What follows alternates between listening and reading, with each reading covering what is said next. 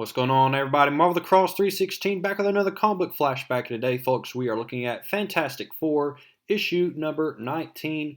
This issue came out in October of 1963, and we will be looking at the first appearance of Rama-Tut here. He is the Pharaoh from the future, so that's pretty unique here. We're going to see the Fantastic Four travel in the past in search of a cure to help the blindness of Alicia Masters, who is the girlfriend of Thing. And so, will the Fantastic Four be successful? That's what we have to worry about here as they'll come up against Rama-Tut. Today's title is Prisoner of the Pharaoh.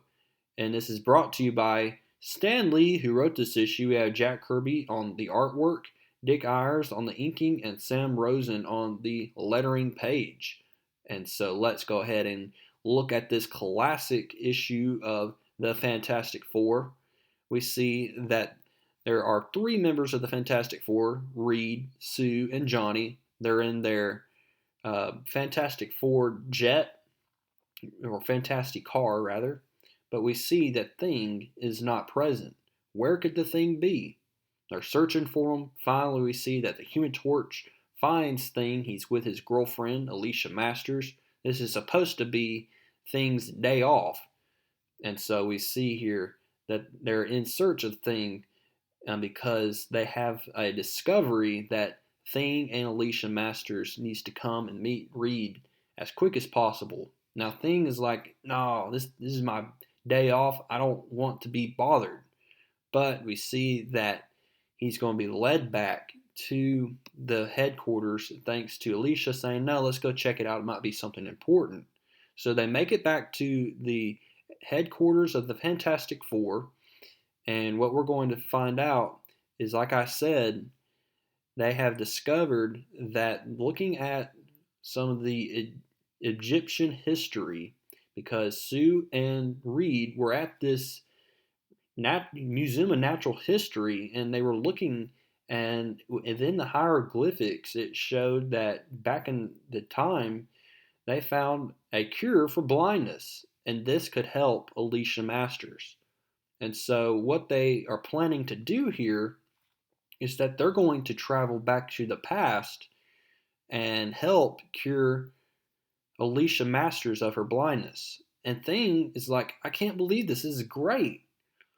And so, what could go wrong? Well, the tricky part is they need to go where Doctor Doom was last seen at. And this took place almost a year ago when they fought Doctor Doom in issue number 5. Well, Doctor Doom is the sole creator of the first time machine. And so, what they need to do is they need to go travel to Doom's castle and use his time machine so that they can travel back to ancient Egypt. And so they get into their Fantastic Four jet and they fly all the way to Latveria, and where they come across Doom's empty castle. Doctor Doom is not present at the time. And so we see that there's still that platform that was seen on the last time that they fought Doctor Doom back in, I believe, issue number 10. And so we see Alicia Masters has the sole responsibility of making sure that these members of the Fantastic Four make it back home, because within 24 hours they're supposed to come back home, and she's supposed to push a button. So hopefully she'll know which button to push so that when the time comes, the Fantastic Four can make it back to the 20th century. So they make it to the 20th century, and they notice right off the bat that something looks peculiar here with this Sphinx here. And all of a sudden they're going to be attacked by a bunch of these Egyptians here, and they make quick work of them. But while they're fighting these Egyptians, all of a sudden we see that the members of the Fantastic Four are starting to become weak all of a sudden. We see Human Torch becomes weak, Thing, Mr. Fantastic loses his resiliency, and even Sue Storm loses her ability to become invisible. So who is responsible for this? It's none other than Rama the Tut. We see that they are going to be brought in his presence here. And what they're going to find out is that Rama-Tut knows a lot about the Fantastic Four, actually. As we see, he also speaks English. And the reason for that is that he is not from the past. He is actually from the year 3000. He is a time traveler, and he used this weapon on the Fantastic Four to make them lose their power. And now we see a little bit of an origin story of Rama-Tut here. He was born in the year 3000, and at that time, there's a world peace. There's no violence anymore, no wars, no sickness. And he gets bored one day, and so he knows that his ancestor created the first time machine. So he's most likely an ancestor of Doctor Doom. And so we see here that he's going to recreate that time machine, and he's going to travel to ancient Egypt. And on his arrival with that handcrafted Sphinx, when he arrives, he's blinded, immediately blinded, and his machine is damaged in the process. So now he is trapped in the past. He's trapped in ancient Egypt. He uses this futuristic weapon, and upon landing on that Sphinx, and they found some herbs to help him regain his eyesight, and so he's been stuck in the past for a long time, and now he's going to use the Fantastic Four as his slaves here, except we see that he wants to make Sue Storms his queen. And so we see that Thing is going to be forced to forced labor as a slave. Reed is going to be a watchman, and we see that the Human Torch becomes like a jester, a court jester. And so all the people are like, or the girls are like, why is this woman acting so sad when she could become the queen? She's about to become the queen. So as the day is going by, and the sun and the heat is hitting on Thing, he transforms back to Ben Grimm, and he's has ability now. He's not being controlled by anybody.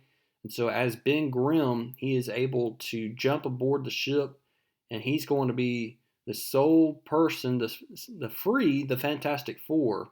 As all the Fantastic Four are mindless slaves, he takes that gun from Rama-Tut, and before changing back to Ben Grimm, he showers the Invisible Girl with that gun, and so she's now in control.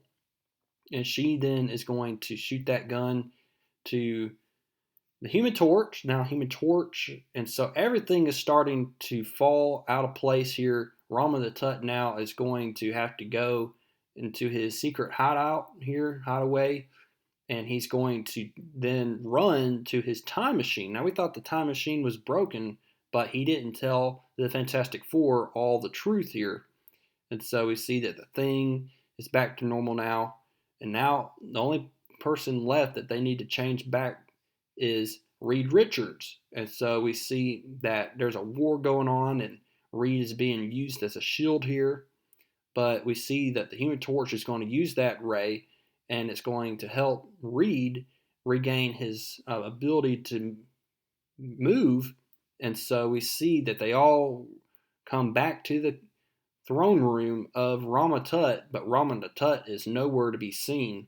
We see that he's made it back to the Sphinx here, and there was a booby trap left for the Fantastic Four, but we see that the Fantastic Four are now ready.